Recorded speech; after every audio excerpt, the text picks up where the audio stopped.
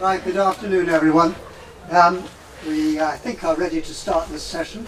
We have one complexity in that this is the only microphone working, so it's going to be quite a thing passing this down the line. But anyway, we'll see where we get. So this is meant to be an optimistic end to the day's proceedings. What does an adapted and sustainable future look like, and how do we get there? And we have 6 great panelists to discuss this, but it's my allowance to have a few initial words. I gave a pretty desperate talk earlier on climate change, so it's good to have the more optimistic thing here. But let's remind ourselves that the mess we're in now. We've had 250 years or so of plundering the natural environment for everything we might want to use, using it however we want, and then throwing things away at the end. And this has given us all sorts of problems. On the oceans, we've farmed in a desperate manner and thrown plastic in, and sewage and rivers. Similarly, that's given us a mess. The land, contaminated land, forests disappearing, and the atmosphere. We've thrown everything into the atmosphere as if it's a limitless waste bucket, and that gave us pollution, which has killed in the towns and in the countryside as well. We gave ourselves the ozone problem by putting CFCs there, wonderful chemicals because they didn't break down, because we didn't think that meant they would accumulate and actually give us such a problem. And of course the greenhouse gases for climate change. So that's what we've been doing, and we realise now we have to change rather rapidly to this different world where we're very careful with the natural environment. As we take resources, we use them wisely, we try and keep using them, or we use the bits in them, we recycle, we reuse, and only the absolute minimum goes to waste, and we no longer look at this environment of ours as a waste bucket. So that's the future we're looking towards here, and we have a great panel to answer the questions here that have been set, and there will be 20 minutes, I hope, for you to ask questions and the panel to answer as well. So I'm going to turn to each of them in turn I will introduce them and they'll answer the first question, which, let me say now, focusing on your area of expertise, what does an adapted and sustainable future look like? So from their area, what does the future look like when we're in this new world? And so I'm going to go down the line. We have the complexity of this microphone, but we'll try and live with this. And the order has kept changing, so I hope I'll get the right person. And this is no longer Estelle next to me, I think, Michael. So, and on my left then, your right then, is Michael Liebreich, founder of information provider Bloomberg New Energy Finance, advisor to the UK Board of Trade, former advisor on sustainable energy to the UN, and hosts a podcast on climate leadership called Cleaning Up. Michael, question 1, please. Thank you very much, Brandon. And look, I'm sort of embarrassed to be optimistic after that entree. You know, I mean, it's, but I think that we'll come back to the things we need to fix. But the reality is that the last 6-7 decades have seen enormous improvements in the human condition that we should not, we shouldn't downplay in terms of people being brought out of poverty, in terms of women being brought into not just the workforce but empowered, in terms of human health, lifespan, children's education, and so on and so on. And these are data-driven findings. This is not opinion. And so the backdrop is that in many ways we are actually winning. I was an advisor to Ban Ki-moon, Sustainable Energy for All, before it was even called that. It's now SDG 7, the Energy Sustainable Development Goal. And when I started working on that, there were 1.2 million people who did not have electricity. And the number now is 700 million. And you could say 700 million people living appalling lives, not involved in the economy. Or you could say, well, that's 500 million people in about 10 years whose lives have been dramatically improved and have come into the modern economy. So I am an optimistic person, and I park the issue of the bad things we're doing, which are incontrovertible. I think that the future, the optimistic future in my area, which tends to be energy, transport, infrastructure, fossil fuels, 2/3 of all the energy produced is wasted as heat. So the low-hanging fruit is absolutely everywhere. We have new technologies, they are scaling. In the speech earlier I talked about the sneeze, the point at which they sort of go through 5% and start to take off, whether it's wind, solar, batteries, electric vehicles. We're now seeing the electrification of not just transport but heat starting to take off, industries going clean. So it is happening, and I think there's no question that we will end up in a net zero economy, circular economy, because we will also be doing a lot of mining, but we'll also be doing a lot of recycling. We will get there.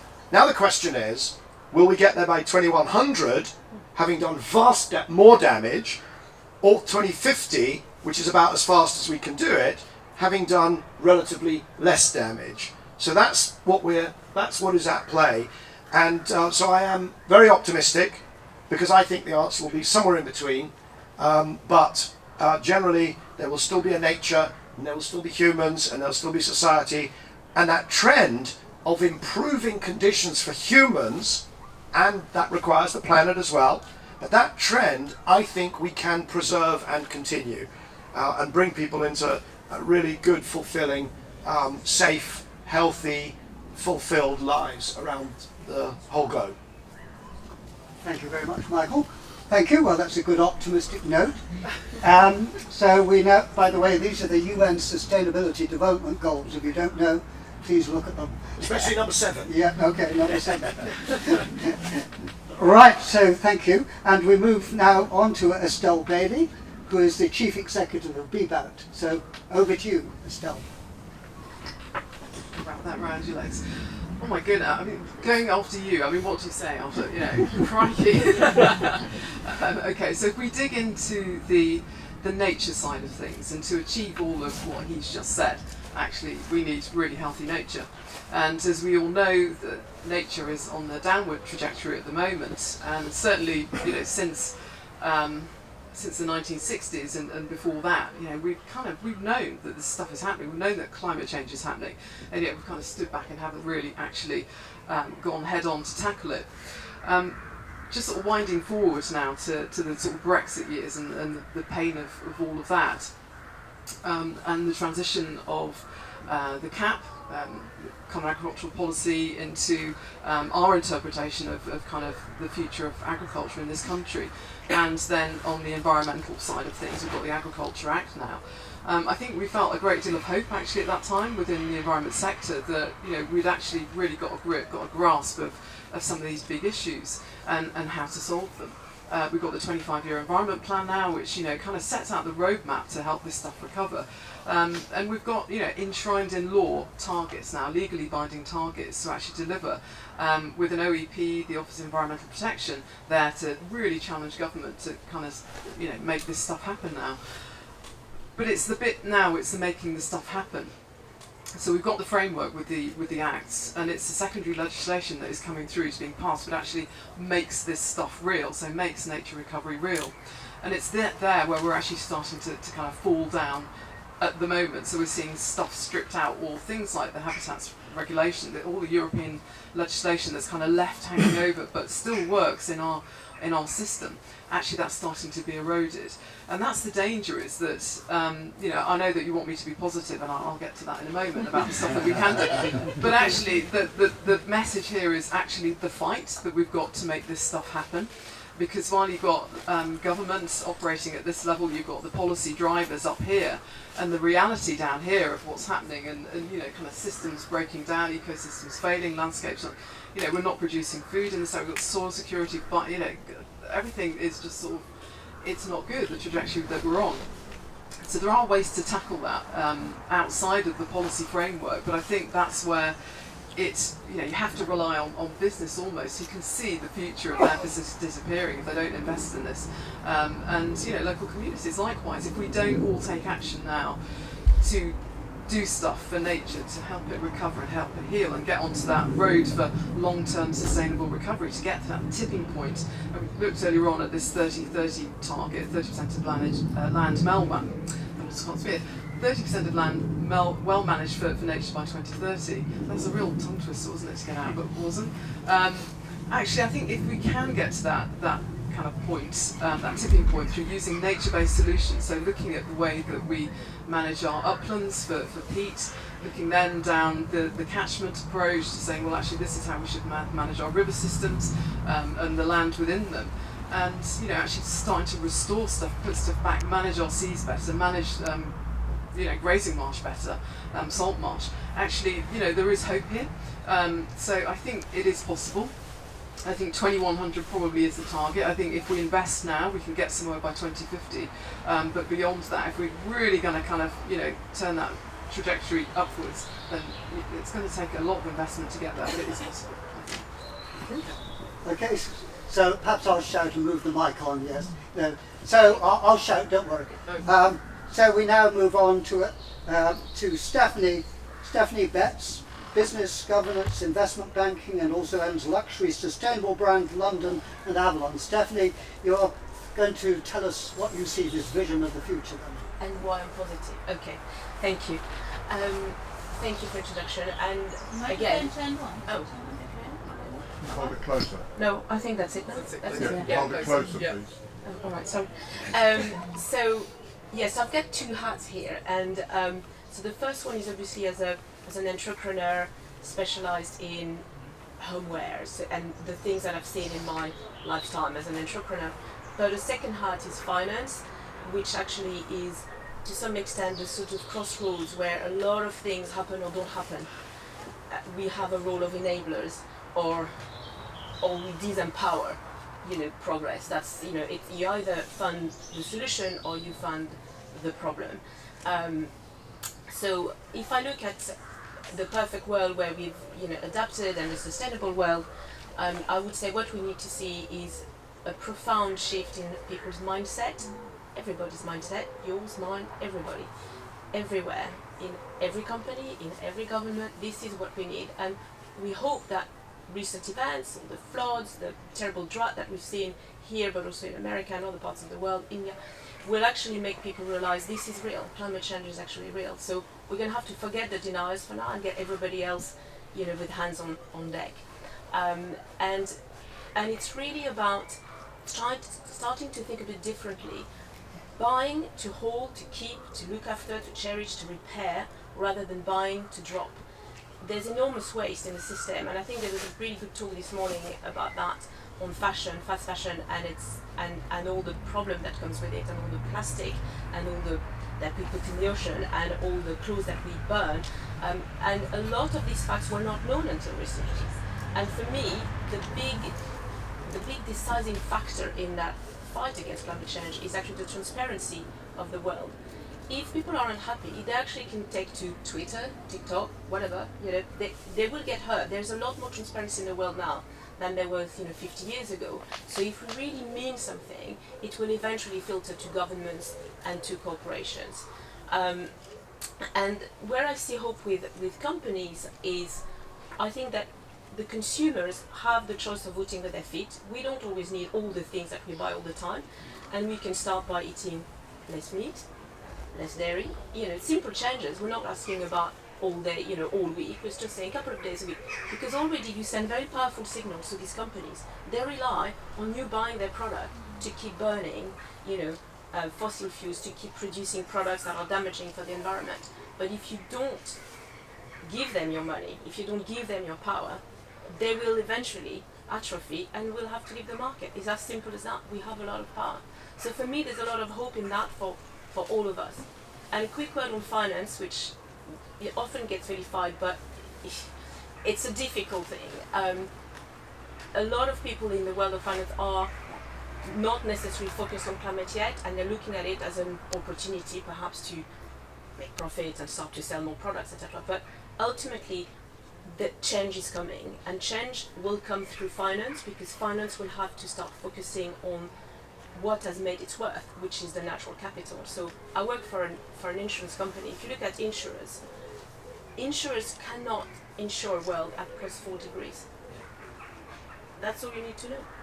So we have to keep that world at with a warming pathway of less than 4 degrees, of less than, if we can, 2 degrees still. But until we get there, we have to keep that fight. And every person who's committed to fighting climate change has to, connect, speak, educate themselves, share their knowledge with others. This is how we're going to win that fight.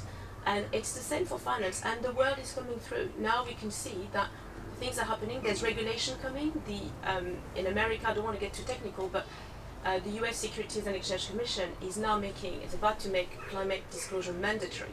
And what we want to see these companies to disclose what they do to the environment, and then start to adapt, and then start to regenerate, to encourage regeneration in this financial system. And this is what I'm actually really fighting for within finance, is to push the companies to be aware of their externalities, be aware of their impact on nature. Disclosing is the first step. The second step is to mitigate, adapt, and regenerate. And I think we need to move very fast towards regeneration. And for me, this is really the hope now, is that people are starting to look forward towards a more regenerative capitalism. This is what we need to build. Capitalism is not dead. It just needs to evolve with the times. We need a different type of capitalism. And when we set up all the rules that are governing our financial system and basically our lives, it was after the First World War in 33 and 34.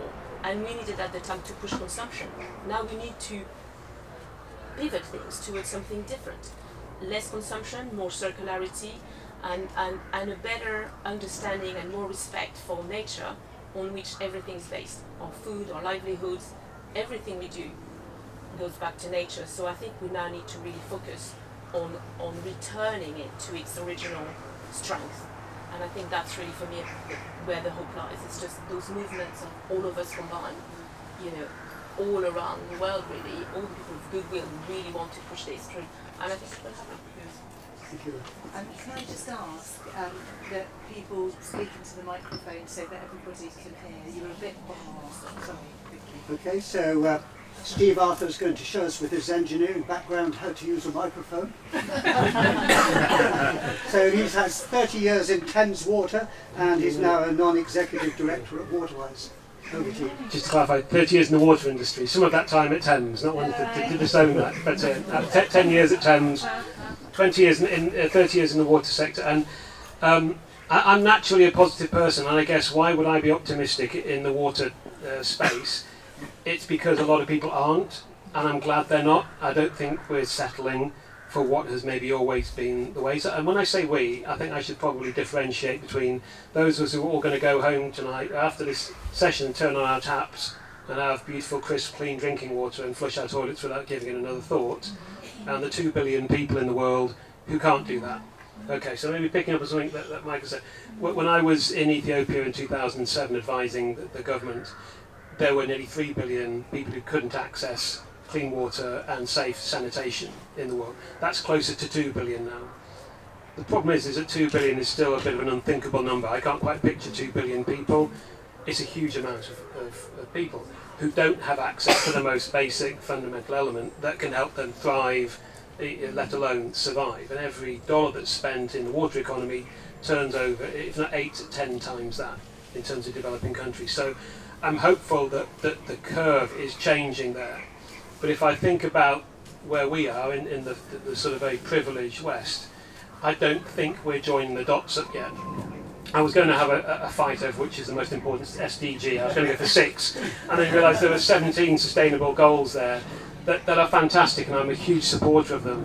But I don't think they are mentally or even emotionally joined up enough in terms of how we think about this planet. I love an analogy, I love a metaphor, and if apparently, and I couldn't source this, but I'll go with it anyway, if the Earth was a basketball, the atmosphere is as thick as a coat of varnish around that basketball. And that just makes me think how fragile this planet is. And I used a point in my talk earlier today that the amount of water that we have on the Earth now is all we're going to get. We're not going to get another delivery intergalactically before long. The amount of water that's here now was part of a dinosaur X million years ago. Most of it is inaccessible. It's 0.5% of the water on the Earth is fresh water and accessible, and it's all we've got.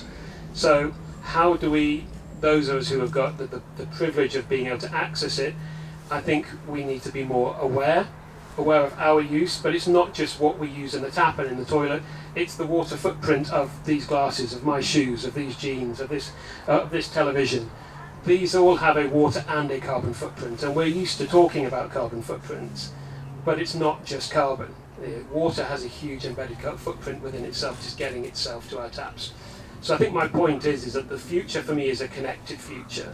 It's connected emotionally in how we make decisions, what we buy, what we reuse, what we hopefully repurpose. And I absolutely agree with the point that the penny or the sneeze or whatever moment is starting to happen with everything that we maybe use and instantly throw away. I'm seeing pennies drop in my own mind and in my own family about how we do things and how we misuse the natural resources that are on the earth. And I guess my final point in terms of an adapted future is that technology for me is an absolute blessing. Technology isn't the answer because you have to make that emotional connection before technology can help. But when I see some of the smart technology now coming, it's certainly in the water sector, connecting people to their use, whether it's businesses and being able to understand their water footprint, that starts to give me hope that we're adapting and becoming smarter ourselves. So I'm optimistic because so many people aren't, and I think that's great because I think people need to shout, people need to, to lobby and use their voices to say that we can do much better than this. Okay, thank you very much. I've always thought of the atmosphere as the skin of the apple is the other thing, which is going away from the American basketball. Okay, thanks. So we moved on to Ollie then. Ollie Hunter, who's author on sustainability, award-winning sustainable restaurant and hotel in Chiltern Folliot, has worked on organic farms, etc. Over to you. Etc. Thank you. This is just a pin of the blue tip, nothing special, I'm sorry. Cool, so I want to hone in the two words in the question, adapted and sustainable. What's the future look like? It's hard to know what to adapt to if we don't know what the future looks like, and that's the main point here really, especially in my field, which is food and drink and agriculture, is that we need to create a resilient system, a decentralized, localized system that we can have more control on, away from people governing us, the bigger systems, so we can have better control over the things on a local level. The other point is sustainability. Again, we need to move away from sustainable, we need to move into regenerative, which we were talking earlier about. Regeneration is about improving the soils, improving the lifestyles of ourselves, improving the farmers' lives, and the food that we're giving to people. And the most important thing of all that is how we can make that affordable. So earlier I was talking about my 3 points. I have 3 points. My family always go on about it because I'm getting boring about it. But anyway, it's zero waste, it's organic and seasonal, and it's live our 30 miles. And they're totally interconnected. And once you get into that interconnectedness, then it all makes sense. So at my pub, we only buy organic produce. But our food prices are exactly the same as any other pub around the corner. And I have 78% margins, which is better than what normal people have, which is 70% margins. How do I do that? So zero waste. If you cook zero waste, you eat the whole thing. You use the tip, the tail, the root, the fruit, and everything in between. That way, because you're using twice the amount of produce, you can afford better produce. Better produce is made by better people, better farmers, with more nutrition, more diverse ingredients into the soil, and protecting the soil in there for the farmers to grow better things in the future. And then the final bit, 50% within 30 miles. Now this is really key for me because freshness equals flavour. Freshness is a flavour for me, and I think it has accentuated flavour. You can tell when you've got a mackerel, you can tell when you've got a vegetable straight out of the garden, or your granddad's tomatoes, or whatever that is. And I think those three together are really important to be able to afford a regenerative system going forward. I talk a lot about relationships. We really need to buy into people and farmers who we grow our relationships with, people who grow complex things. This movement is about doing more with less. We're not trying to keep pushing the hamster wheel going round and round and round to achieve more mediocrity, to buy more things to achieve more mediocrity.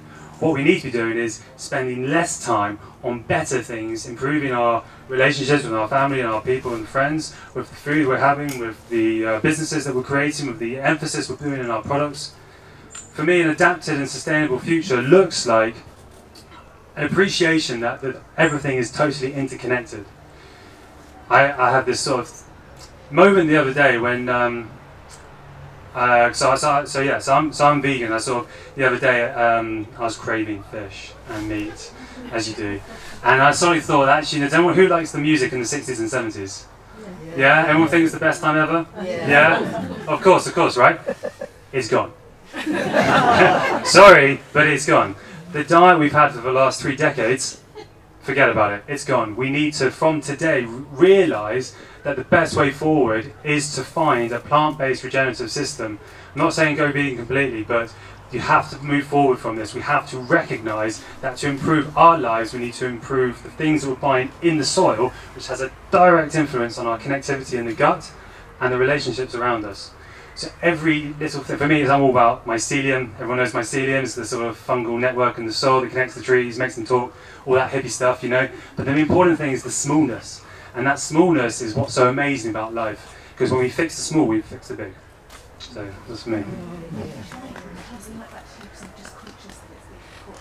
It's going to be pretty... Is that going to be too going to much? be Okay. I think I'm going to have to shout, I'm sorry. So, so last along the line, yes, pointed in my direction. So last... Oh, right, you're going to have a lot of work to do. So last and along the line there is Mike Morecroft, and his expertise is nature-based solutions to climate change, and he's at Natural England. So Mike, over to you. Thank you. Yeah, this business of optimism, it puts me in mind of actually another hat that I wear. So I'm a lead author for the Intergovernmental Panel on Climate Change, and after an awful lot of work, we produced a big report back in February on impacts and adaptation to climate change. And the very top level summary for policymakers closes with a sentence that says we have a brief and rapidly closing window of opportunity to secure a livable and sustainable future for all.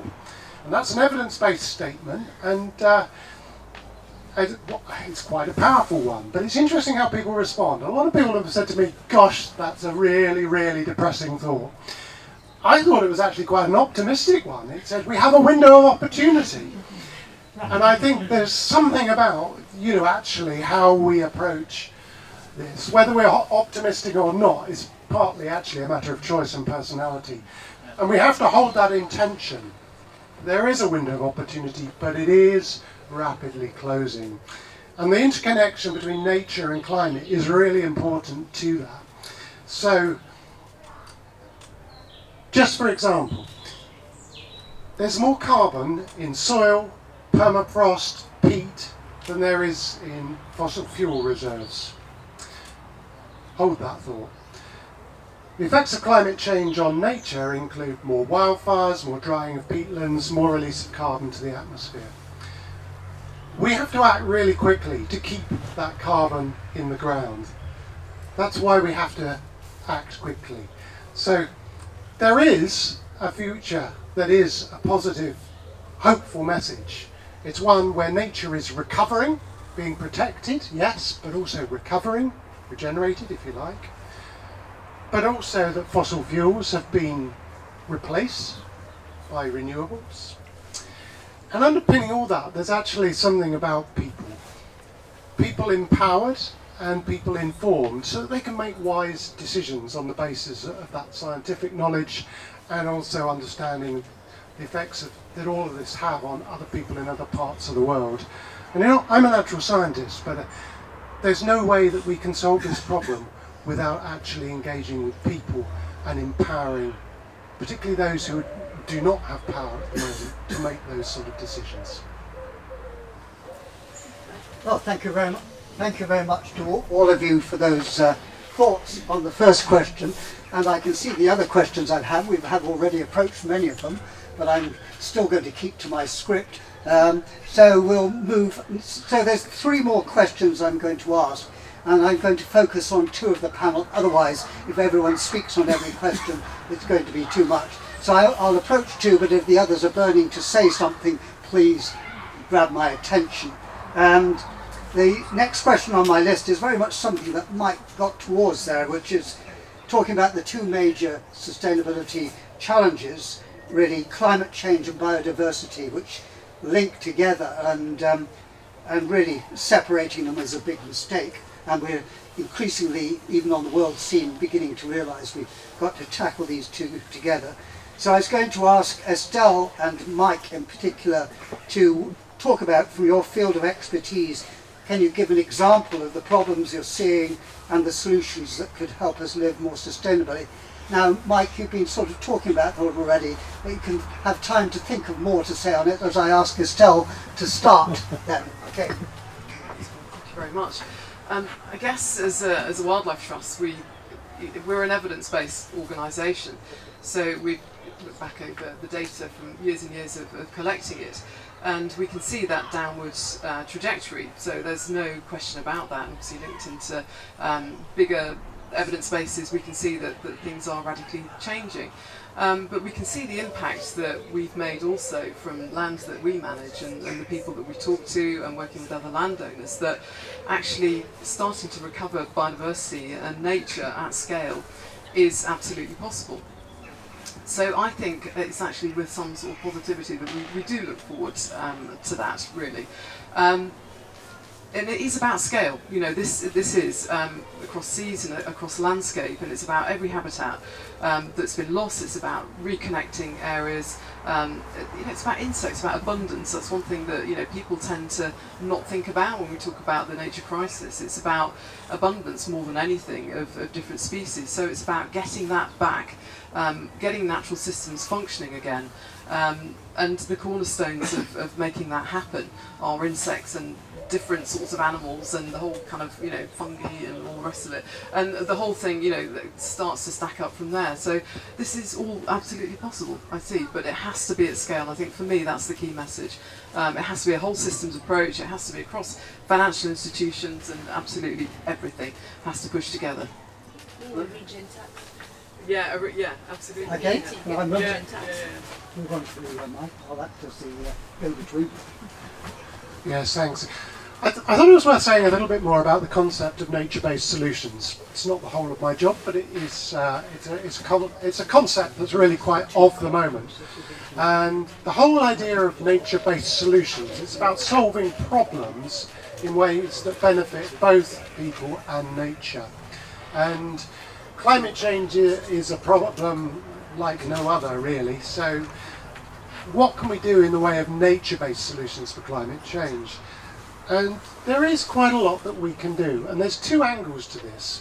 One is about carbon, but the other is about reducing risks to people from the climate change we've already had. Let me first tell you a little bit more about carbon.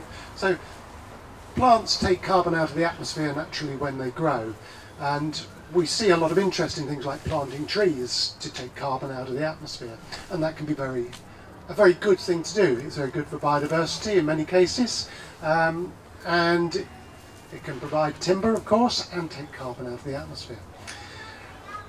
But it doesn't stop there as well. So one of the biggest problems we have in the UK is that a lot of our peatlands are really in rather poor condition. So peatlands have accumulated carbon over many millennia in many cases below ground. It's undecomposed organic matter, and it just builds up over time.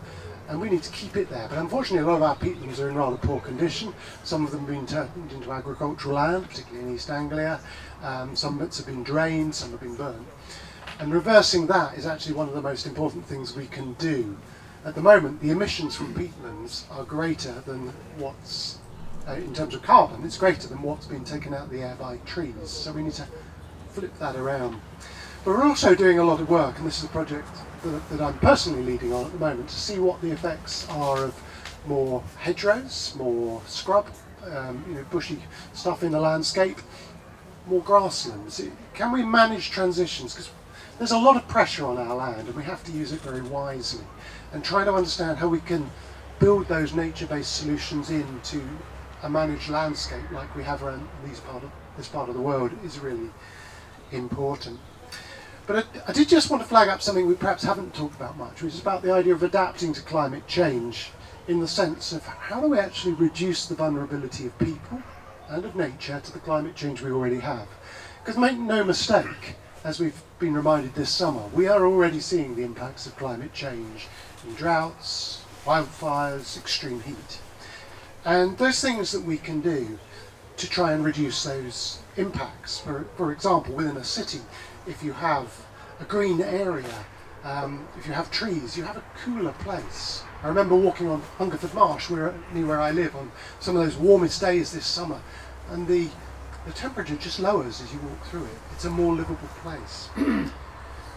But of course there's also the fact we get more floods with climate change, more floods and more droughts, more extremes. And actually nature can help us to reduce the flood impacts on people. So it's all about getting some sort of join up, but it needs to be done well, it needs to be appropriate to the local place, and we need more and more attention on getting that right, because we also have seen, unfortunately, people doing the wrong thing in the wrong place. Planting trees on peatland is not a good idea. Planting trees in savannas on the other side of the world is not a good idea. So we need to get it right. And if we do, there is potential for these nature-based solutions to have win-win situations for people, nature and climate. Okay, so internationally there are the COP27 on climate change will be in Sharm el-Sheikh in Egypt in November, and separately in Montreal, COP15 for biodiversity in December. And getting these two together internationally is a real problem, I think, and there are attempts to do so. But given the time moving on, we will move on to the next question, which I was going to head at Ollie and Steve there, I think. How is the UK doing in creating a strategy to tackle the problems and in implementing this strategy? The UK is very good at setting the strategy, but maybe the implementation... I shouldn't give the answer. Are there good examples from elsewhere that we should learn from? I do apologise for taking up thunder there.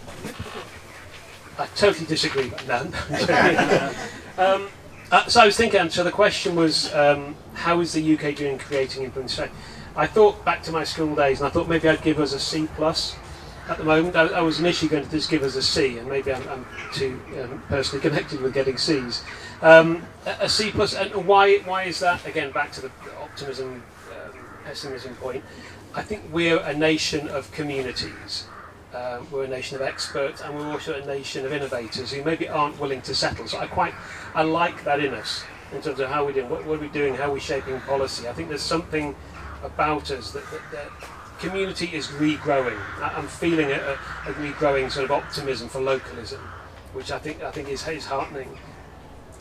I think we maybe wait too long until things are done. Back to my point earlier, sometimes we wait for the big crisis moment to act, and maybe short-term policies are drafted and then shelved, and we're probably all familiar with that rather cynical political cycle. You know, every few years, or every government, there's a long-term transport strategy, and that maybe is shaded maybe one colour or the other. And it's sometimes rather disheartening. I think these strategies in themselves have really good kernels of an idea, but they're not always politically sort of fortuitous to be carried on beyond 5 years. That's frustrating, I think, but I feel that sense of frustration is shared. So I think some of that short-term thinking is frustrating. I think I'm starting to see longer-term in the near future. And maybe disjointed. So the question was, what do you see in other countries? Now, I don't think there's a shining example of another country that's got it all right. But I'm going to use the most recent couple of countries that I spent some time in, which are very nearby, France and Italy. And this isn't a scientific assessment. But what I've seen in some of these countries is less of a huge embrace of globalization, and that a chain brand is everything, and something around localism, whether it's the local butcher, the local vineyard, whatever it may be.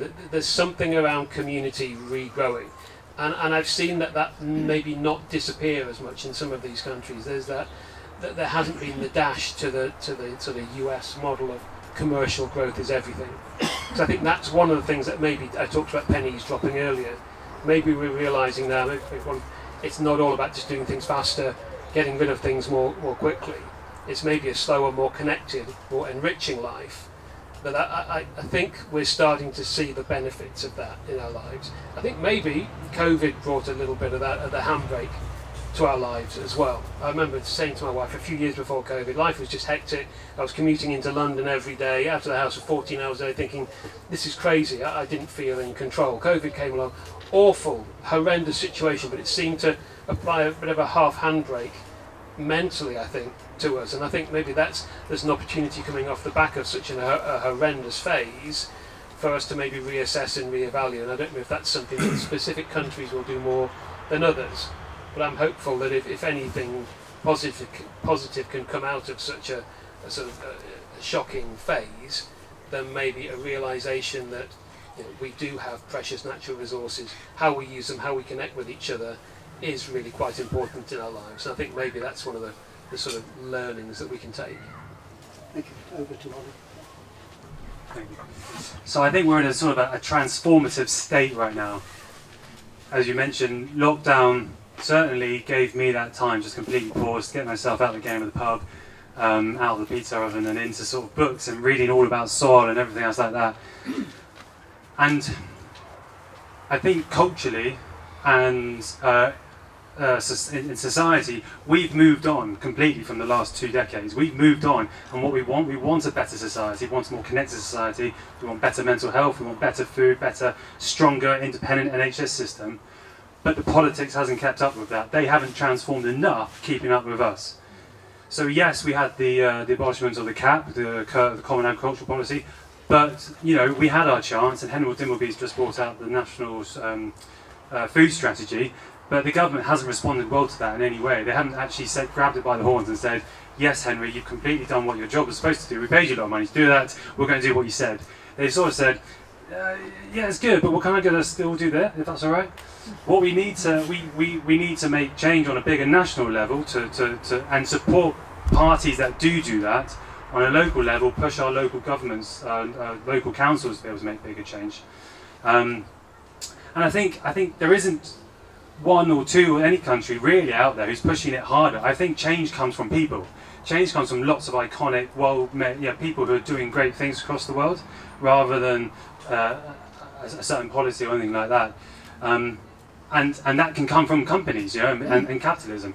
And we can use this to our benefit. There are great companies out there called Who Gives a Crap, which is a sort of loo paper company. They donate profits to third world country making loos and that sort of thing, which is great. And I think there's a value now in capitalism to not just greenwash, but to genuinely give back. And I think the word I'm trying to move away from is consumer. We are not consumers in society. In nature there is no waste. We are transformative creatures. Energy is transformed from one thing to another, not created nor destroyed. We have to transform into things, and I think by buying and putting our money into the right direction, where companies can give back to whatever needs it is, the charities, or back into regenerative societies or regenerative nature, is exactly our power that we have within us. So I think there is great hope and stuff, and I think for me water's a massive thing. I know there's a great guy in Austria, everyone's heard of him, called Sepp Holzer. His son's called Joseph Holzer. He basically created permaculture before permaculture was a word. He has a farm in Austria, which is his parents' farm. It's between 1,100 meters and 1,400 meters up in the Alps. Everywhere else around him is complete monoculture alpine desert. He has water flowing everywhere. He has all sorts of perennials and mixed agricultural bases, forest gardens. He grows huge amounts, and he has he's always created food. So water retention is the leading biggest factor, I think, in going forward, because without water there is nothing. P.A. Yeomans as well in Australia is a massive person back in the 70s, 80s in sort of water retention into our land. So changing nature to in our benefit to hold more water and to hold more nutrients in the land. I'd like to add something onto that on water. Thank you. Yeah, no engineer obviously. I think water is probably the biggest topic that too few people talk about. Everybody's been focusing on GSG and carbon, and water is the other side of carbon. And as carbon's gone up, water's gone down. And then we've been digging the aquifers, as Mark was saying earlier on. They're not coming back anytime soon. It will take 2,000 years to replenish those. So we have to find ways of becoming better stewards of water. So we're thinking about being better stewards of planet, biodiversity, but it will start with water. It will start or end with water. And one of the fight that we certainly are fighting in the city is to bring water to the top of the agenda as stewards of water within all the companies that we either finance or support, and make sure that water becomes a focus for the way they run their business. And it goes from their packaging to the way their operations work to innovation, to use less water in everyday process. But I think we, as citizens, also have a duty to think of how much water goes into our t-shirt, 1,000 litres. How much water goes into a duvet cover, 10,000 litres. Now, at 10,000 litres, it's not even just the price of the duvet cover. Why do you want to buy a cheap one to dump it in 2 years' time and devour more resources from the earth again? Why wouldn't you buy one that's going to last 15 years? It'll cost you 15% more. But this is crazy behavior in terms of economics. When you look at nature economics, our behavior is crazy, and we need to change that. This is the mind shift that I think all of us here are talking about. But water's got to be a big priority all around the chain: government, corporations, citizens, councils, everybody. And I think it's if we can leave everybody with that thought for today, water, start keeping an eye on it.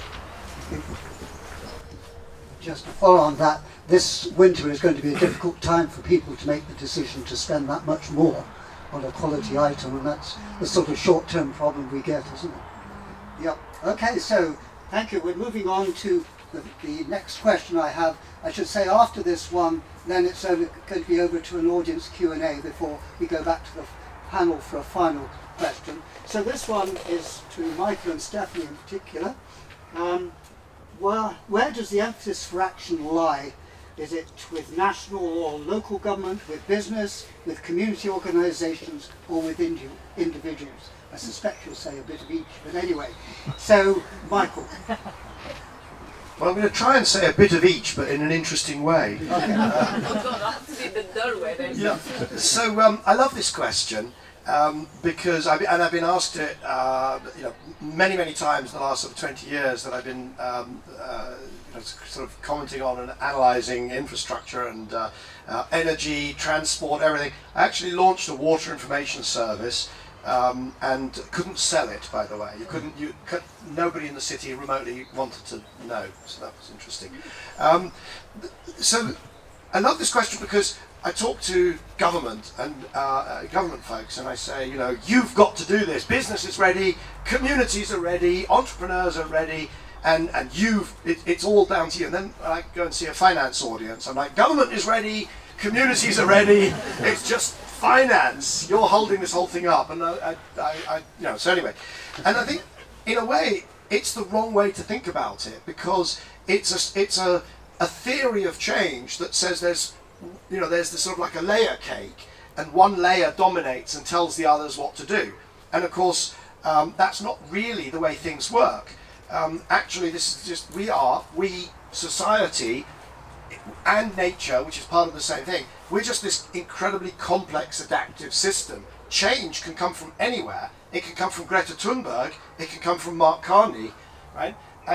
Or it could come from Jamie Dimon, the CEO of JP Morgan, right? And Diana Rigg, I think it was, who joined the BBC early in her career, or she did some stuff with, I think it was not her, it may have been somebody else, and she was briefed on how to succeed. And the person took her aside and said, listen, there's two sorts of people here. There are drains and there are radiators. Avoid the drains, hang out with the radiators, you'll do fine.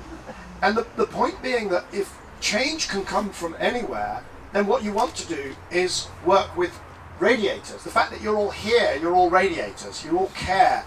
And so it doesn't matter whether it's a community group or whether it's a bunch of bankers. The point is to take action, do something different, and succeed. And then that change will propagate out through this complex adaptive system. And we've seen it time and time again. There's an academic who has identified that you need something like, 3.4% of the population to believe something passionately, and that change will then happen. But there's also just countless examples of entrepreneurs. Look at what really changed the weather in electrification of transport. Was it central government? No, it was Elon Musk And the car companies and the oil companies, man, they hate him. They hate him because he ruined a good gig. One person, bloody minded enough, did that, right? And so that's really the kind of the call to action, is not to think about the layer cake, but to think about influence and to think about who are the radiators with whom you can go and be difficult and make change, and we'll be fine. I'm absolutely loving this. So I'm going to pick on straight onto that and say this. Oh, I'm on it. Okay, I'm going to get a bigger voice. Bigger voice. It's about being that little stone that starts the avalanche of change, and each of us is a little stone. And I'm taking this from Rebecca Henderson. That was the conclusion of the book, by the way. Very good. And so taking that same questions about where is change happening, who can push change? Well, each of us, because you never know what influence you can have. I had a crazy idea one day. I woke up 2 years ago and I thought, we got a systemic problem. I've got to get the 3 biggest systemic brains in one room and we're going to solve things. And I thought, okay, I know Mark Carney by one. I know Jane Thornton, who's an amazing activist by one, who's got 250 super litigative lawyers who sue the government and companies to do the right thing. And then, and who was the last one? Oh yeah, the last one, very importantly, was actually a gentleman who's 8 years old called, see, my memory's going. He's the super chairman, he's called Roch Cohen, he's got a funny name, Roch Cohen, and he's the senior chairman of Sullivan and Cromwell, which is a big law firm in America, where I started my career. But the particularity of this gentleman, he was the one who was the engineer behind the rescue package of all the financial system during the 2008 financial crisis. I thought, well, if someone knows the crisis, that's him. If someone knows how to fix it, that's him. If someone knows everybody who needs to get involved, that's him, plus Carney. So the meeting was extraordinary, and I toodled people to the office. I had to call my boss and say, I'm sorry, I'm in a pickle. I've kind of pulled this thing. Do you want to come? They said, oh, no, you'll be fine. Okay. So in the end, I had to put together a little agenda and say, okay, guys, this is how we're going to do this. We have the means to accelerate change. So my point is, on the back of that meeting, Carney opened consultation with 18 stock exchange to start accelerating the move towards disclosure for companies on climate. We talked about executive compensation. I said, look, you're asking people to do one thing, but you're paying them to do something very different, to deliver earnings growth at the cost of anything else. So until we make green pay, we're not going to get the outcomes that we need. And he's like, gosh, yeah. So then I had calls from people at the Bank of England. What have you done to him? In every memo, he's like, executive comp. I'm like, yeah, good, let's go for it. So I'm keeping that fight. So then I decided to go back to a different institution to be an activist within a bigger company that can do a lot more on climate. So everybody can do little things. So I'm doing my little thing. I'm beavering away now on water, on executive compensation. You push, and eventually you get somewhere. But to broaden the question, the question is, who I think can make the biggest difference? People think, government will deal with it. Climate change, government will deal. No, they won't. Okay, government can organize a frame that is supportive or not supportive, and eventually they'll give in to pressure. Companies, corporations, visionary entrepreneurs like Elon Musk have enormous power. Elon Musk started somewhere at the kitchen table somewhere. He's someone's child. He's just a guy. So my point is, there are lots of entrepreneurs today innovating, finding new ways for us to use our resources more intelligently, to live better. Whoever's invented, I don't know, Skype, the internet, all these things are extraordinary and will get us closer to the goal. So we need to remember companies can do a lot, either pushed by one entrepreneur, but also by their behavior. So I'll take the example of Diageo. I love them. So as you know, they do Johnny Walker and all these products. People say, oh yeah, but they do alcohol. Yeah, but they're helping people to drink better, less but better, be more responsible. But the exciting thing is, because water is everything to them, they become the most extraordinary advocate of water stewardship. And they've built together with other companies like Coca-Cola, something called the Water Resilience Coalition, where they're really pushing for stewardship of water in far corners of the world, especially in Africa, where they're very active. So through companies like that, change can happen because they lead the way forward. So for instance, Johnny Walker, they started to do paper bottles because, glass is recyclable, but that uses more energy. Paper's better. I actually think hemp is better, but that's another conversation for another day. And it's extraordinary what companies can achieve. And then if they bring the right products to the consumers, they're going to make all of our lives easier. We can have the choice of affordable, and sustainable products. They can help us move towards more circularity and more understanding of the impact of our actions, of all the externalities of what we do every day, what we eat, how we heat our house, everything that we do has an impact. Everything you do leaves a trace. So therefore I think it's all a symbiotic system. The interconnectedness of climate is reflected in the interconnectedness of the solution. It's a big, complex, global issue, but actually it's got lots of local solutions, because climate impacts are actually always local. Especially when we talk about water, which is a big thing. So I think all of us at a certain level can do a difference. So in the order of things, I say corporations are going to really drive, pushed by people like us and all of us, and consumers have a big role to play. But I also think that councils and local authorities are quite interesting. And Michael Bloomberg wrote a really good book called Climate of Hope a couple of years ago, where he was talking about all the mayors in America coming together and sharing their problems. So the mayor of, Miami was underwater every night after 5 o'clock or whatever. Don't know whether that's exactly, the climatologists will probably correct me, but they go underwater sometime. Talking to other mayors. It's not the same time every day. Yeah, probably not, depending on the tides. But, they will be talking to other mayors who have similar problems, all the coastal cities. So my point is, we need more collaboration, we need more sort of systemic thinking to get there, but it's in motion, and all of us can play a part. Thank you for that. Well, thanks to the panel for those, and as I say, I'll be coming back to them at the end for their quick sign-off, which question, let me remind you, is what is your take-home message, right? But now we have 10 minutes for the audience, and there's a few hands up there I can see, quite familiar hands actually. Right, let me take a round. Oh, you going to use that one, or is it had to be this one? Oh dear. Okay, go for it. My original question. I've got a different question now. But, I don't know which question. You don't have to turn it on, but do put it up there. Yeah. Is that on? Yeah. Okay. Well, my original question now seems a bit depressing. I'm going to ask it anyway. So my original question was: is current planning law sufficiently robust to A, protect areas of land that have good potential for successful rewilding and carbon sequestration, for example disused rough grasslands, and B, is the current planning law sufficiently robust to deter the purchase of that land by developers, because that land can be an attractive prospect for current landowners who can't do much with it. You're going to take the whole 10 minutes of this. No, that's it. That's it. Basically, is current planning law sufficiently robust to protect the land and be able to do carbon sequestration and biodiversity? Right, thanks. Okay. So, who's our expert on current planning law? I think Oh my goodness, that's really mean, isn't it? Okay, so it probably isn't, because secondary legislation hasn't come through at the moment, so it's not actually come down to local level. And I would question local decision making anyway.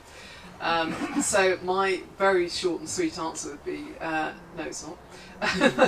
And we can go a long way to improve that. But I think actually something quite interesting is actually happening. So you'll be aware of the 10% net gain, and we talked about that a little bit earlier on.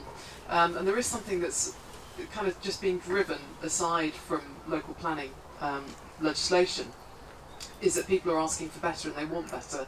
And I think that the 10%, and actually even the agencies are going way above that now within planning. So Environment Agency are implementing 20% where they can.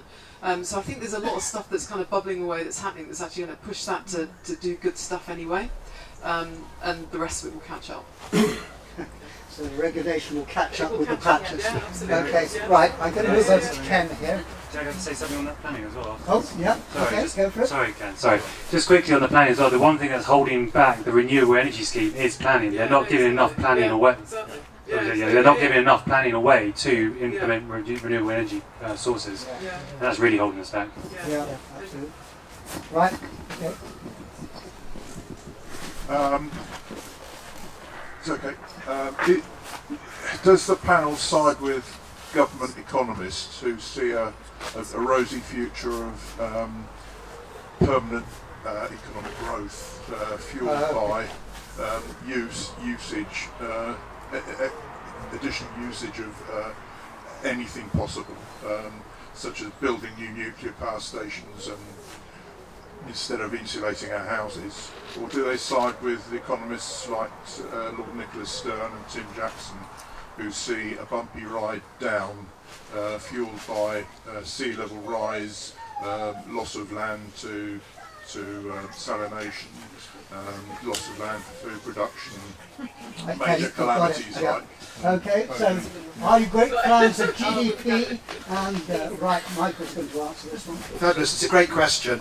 And although it does include a misconception about my good friend Nick Stern's views, so the answer is economic growth is not about just taking more and more out of the ground. I mean, that's a misconception, right? The economy is not adding value to stuff. And those economists, and there's lots of them, starting with Georgescu Rogan, going through Herman Daly at the World Bank, who say things like, you can't have infinite growth on a finite planet. That is thermodynamically illiterate, because the economy is an expression of complexity. It's not an expression of how much stuff we mine out of the ground, right? You can have a bottle of wine, then you can have a better bottle of wine, and you can have a better bottle of wine to keep the Diageo experience going, and you could do that forever, right? And we are dematerializing our economy. We are already, whatever it is, 86% services, and that can go on forever. And the thermodynamics, by the way, since we want to get technical, some of us want to get technical, Ilya Prigozhin won a Nobel Prize for pointing out that since there's a big ball of energy in the sky, when you have a flow of energy through the planet, you can have increasing complexity, in other words, a growing economy forever. Okay? Now, there are those who want to use the economy to further their sort of anti-capitalist degrowth agenda. What they will do is break the one thing that we've all talked about that's in our favour, which is the ability of this system, imperfect as it is, to innovate. Because what we need is massive innovation. We need innovation in energy, in transport, in water use, in hospitality, in absolutely every area that we're of the economy. We need innovation, guided and targeted towards lower carbon, more circularity, right? If you break the ability of the system to innovate, you will get nothing. And you might get worse than nothing. You might get the Great Leap Forward or the Holodomor or collectivization and so on. Be very careful about top-down programs of demand destruction, because they have a very, very bad, as in zero success rate, history, right? So yes, we can grow. Do we want to grow GDP? No. We want to grow a broad metric, right? We want to grow natural capital as well as financial capital, as well as infrastructural capital, as well as intellectual and cultural capital. All of the capitals is what we need to grow. GDP is not the right metric. It doesn't measure anything except one thing, which by the way is incredibly important. Growth in GDP correlates with creation of jobs. Right? Make no mistake, we're all sitting here, none of us really need a job, frankly. We could take 5 years off, all of us, and do fine. But the vast majority of the billions in the world need jobs. And GDP growth correlates with that. So before we get all sorts of, terribly degrowthy and touchy-feely about this stuff matters, which is why I'm very passionate about it. So categorically, yes, we need to keep innovating, we need to keep the growth of the things that matter across the broad spectrum, and although we don't want to use GDP growth as the only lodestar, we should be very careful before we boot it out, because it's not there to measure the things that we really need in this particular tent. Ollie? So E.F. Schumacher, the 1978 economist, Small is Beautiful, he said that Earth is finite, the only thing that's infinite is our imagination. And it's our ability to transform into something new. And I said earlier, we're in a transformative state. What we're about to go into is beyond our imagination. It is in our imaginations, but it's beyond our imagination. It's not to be scared of it or to be afraid of it, but we are going to have massively transform what the economy and what jobs look like. So we're saying that GDP will increase jobs, but those jobs are going to look completely different to what we think the jobs are now. We're going to have totally new sectors, reservicing sectors, regenerating services that will be completely different to what we've already got. Brilliant. Okay. This is the concept So it's a question back over here. Sorry to hope I don't throttle you. I'm hoping the microphone will work. It will, as long as I hold it here. I'd be interested in knowing the panel's views on the level of world population. We're very close to 8,000 million, that's 8 billion. And in this country, we represent about 1% of that, or less than, have a very privileged lifestyle supported by many tens of people per person around the world in support of economic activity. Do you not think to persuade the rest of the world to actually follow a good example is going to be very difficult? I'm not saying the number is bad, 8 billion, although I think it's a concern. I'm saying we've got a real job on our hands to persuade other people that they shouldn't have their share of a good lifestyle like we have. Okay. So it wasn't an overpopulation question, it's a question of the... How do we get the message over? Right. Take that one actually. Okay. Right. I always have this thing with this mic. Turn it off. No, Oh, it's on. I'm not loud enough. About the overpopulation, I think when we look at the developing world, they're going to change at a different rate than us. They don't need to follow the same path that we have. You look at Africa, they don't need phone lines in their homes. They have mobile phones. You can teach them a lot of stuff to mobile phones. You can help them get, solar panels, electricity. Their life, they're going to benefit from so much innovation. And this is the way we're going to get them to have what we call the good life. But also we need to, as Ollie said, redefine what the good life means. Is the good life working 17 hours a day, getting on the train 5 hours a day, and then coming back not knowing why you've done that? I think there needs to be a little bit more living, a little bit more connecting, a little bit more appreciating, and then we can learn from other civilizations, perhaps. Like, I don't know. Bhutan. Exactly. Like the happiness index. But I think there's a shift. There is a shift. What we've focused on doesn't really work for now. We have a very good system, which is capitalism. It's served us really well. It's helped a lot of people. It's helped development.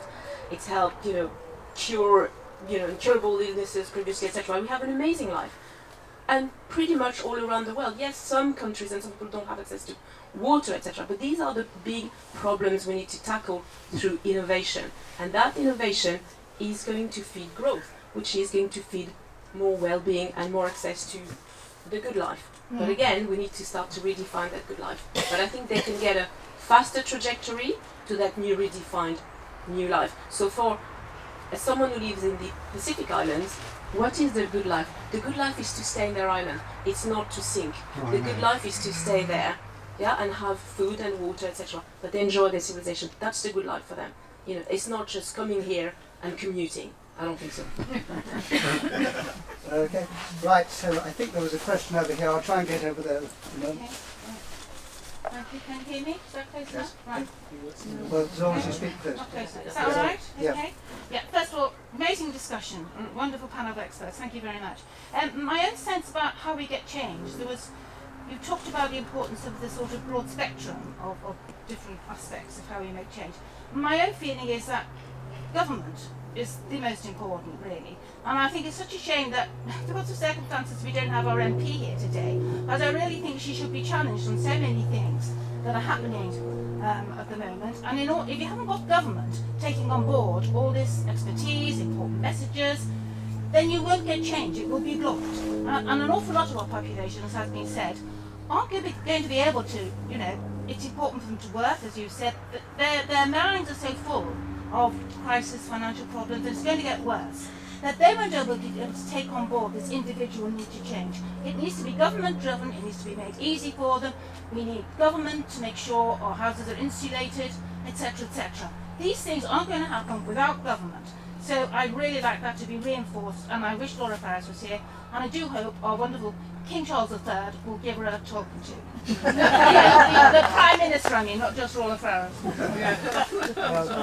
Yes, I'm sure King Charles III is with you on this one.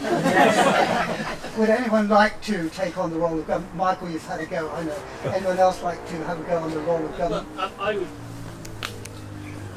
not to disagree, but government has a huge place. But I think back to the layer cake point, I think we are the most important factor here. I think all of us. And 40 people sitting in a marquee on a sunny September afternoon. I think civil society has the point, and I don't want to use my sort of fire from leaving point, but I think if we're not going to drive that change, whichever government you have in place, they're only going to be part of the solution. I think change has to feel uncomfortable.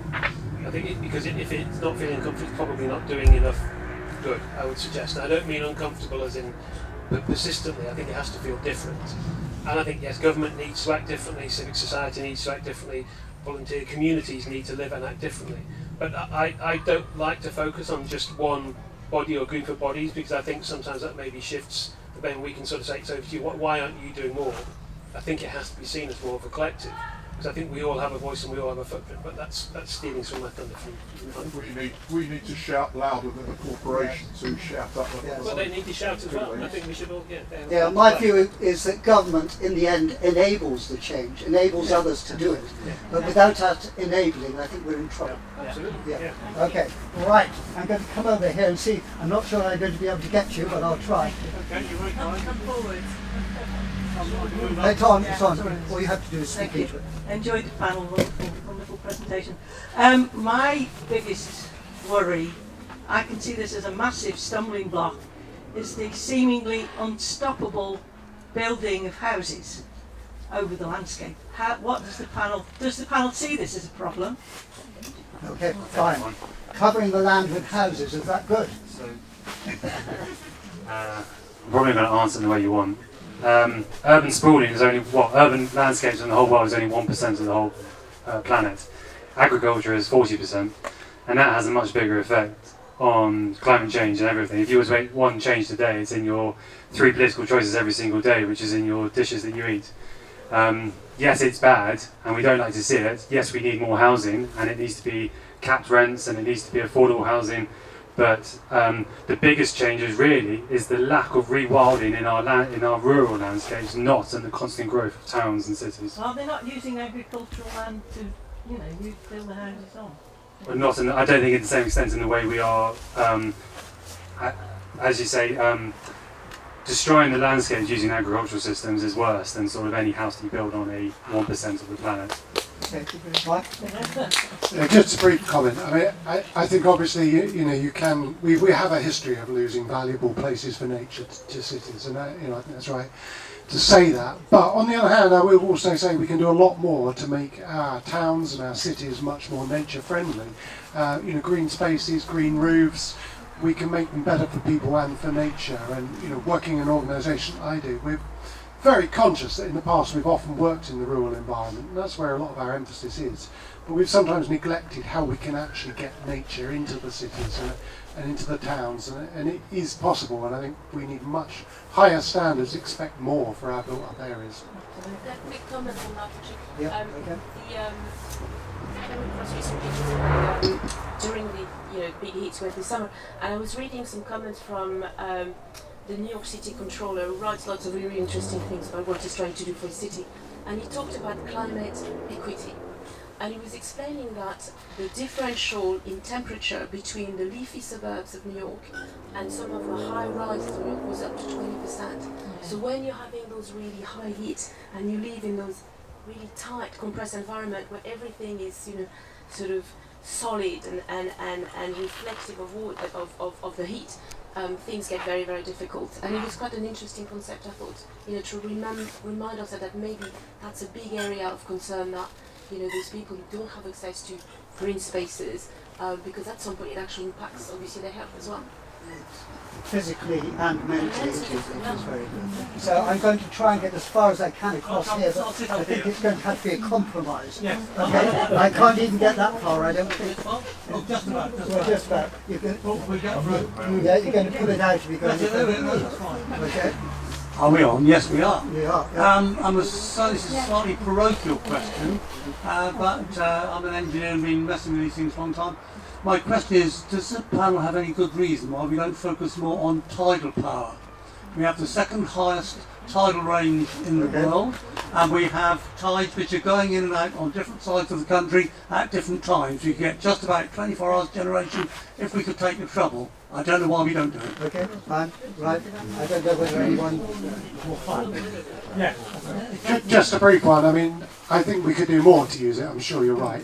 On the other hand, though, I think some of the large developments that have been proposed in the past, some of the sort of barrages and so on, could have quite damaging effects on some of our estuaries and some of the seabirds communities and so on. But I can see you want to come back on me. Can I just say Boris's barrier had no negative effects. It had every sort of thing going for it, including access to the new airport. It had everything going for it. There was no negatives on the natural side at all. Well, it's pretty rare if it actually has none. But we just something to be careful about. Right. Okay. Yes, I mean, I think we must recognise that compared with wind power at sea, tidal stream is very useful. Tidal barriers do have their downsides. We have to use everything that we have available to us, basically, but we will make choices in terms of the effect on the natural environment and on cost as well. And the cheapest is wind power on land. That's the cheapest. On land, everybody. Yeah. And these days windmills are beautiful. Compared with that power line that you have. Right, so I'm not meant to play any role in this. I think we've reached the point now where I'm going to ask the panel for their take-home message for everyone now. So what is your take-home message to the audience in terms of actions they can take? And I'll go in order. Michael.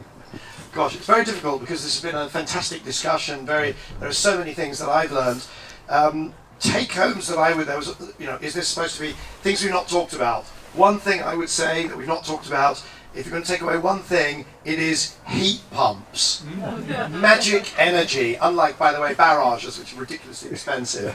But the other thing that I would say is something. I think it was Jefferson Airplane that did a version of a song called White Rabbit, and it finishes with this cry from the heart. Feed your mind. And to a certain extent we all start treating these issues as sort of tribal markers, and they're really complicated issues, so we follow heuristics.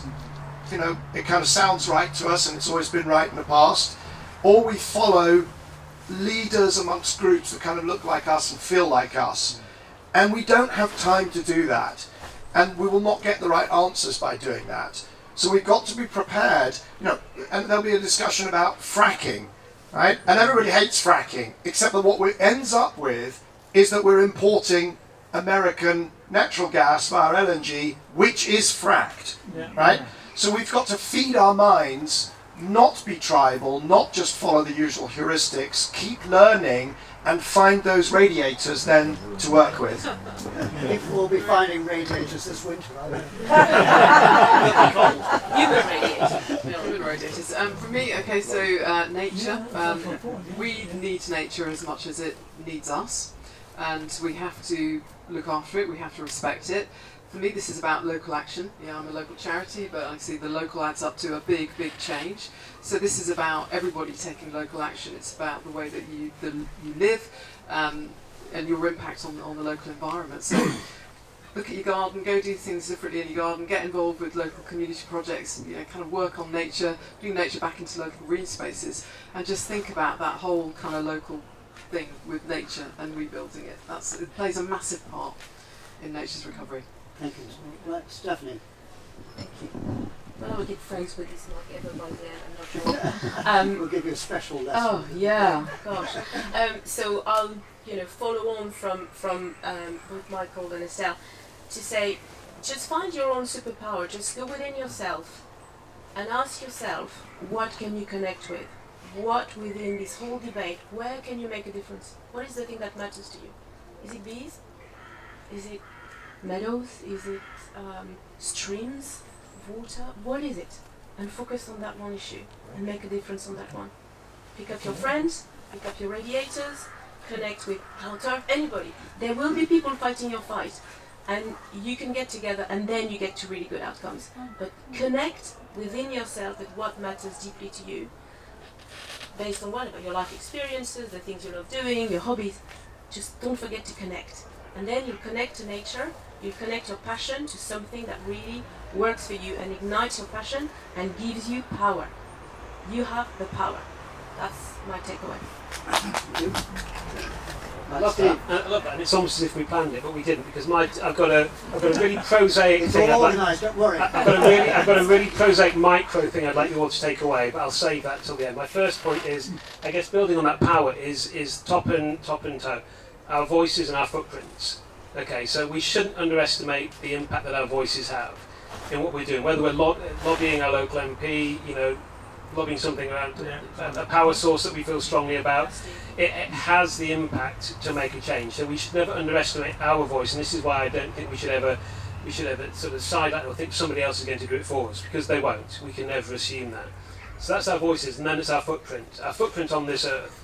What are we bringing to it? What are we taking away, and how are we leaving it? I go to Glastonbury Festival often, and there's this great concept there on the festival. They lose their licence if Worthy Farm is left in a poor condition, and it's trying to stop men peeing in the field mainly when they go to this festival. Leave the site how you found it, because it's pristine when they go there, and that's a great analogy for the world. We come into this world, and I think we should leave the planet in a better place. So our footprint, whether it's our water footprint, our energy footprint, we should be mindful of that in every single thing we do. Yeah. And my prosaic point is, nobody should need more than 3 minutes in a shower. You don't need more than 3 minutes, and you can save hundreds of pounds on your energy and water bill if you take a 3-minute shower. Choose a song you love. You don't need more than 3 minutes. You have short hair.